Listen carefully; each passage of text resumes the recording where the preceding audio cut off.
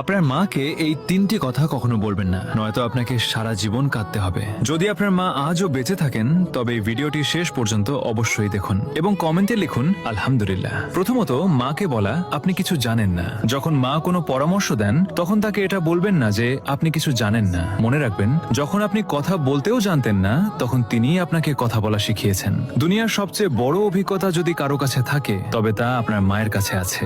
দ্বিতীয়ত, মাকে কখনো বলবেন না আপনি আমার জন্য কি করেছেন। যদি কখনো আপনার মনে হয় যে মা আপনার জন্য কিছুই করেননি, তবে সেই রাতগুলোকে মনে করুন যখন আপনি অসুস্থ ছিলেন আর মা সারা রাত জেগে আপনার সেবা করেছেন। আপনার এক ফোঁটা চোখের জলে যদি কেউ সারা রাত না ঘুমিয়ে থাকে তবে তিনি কেবল মাই হন। তৃতীয়ত, আমাকে একা ছেড়ে দিন।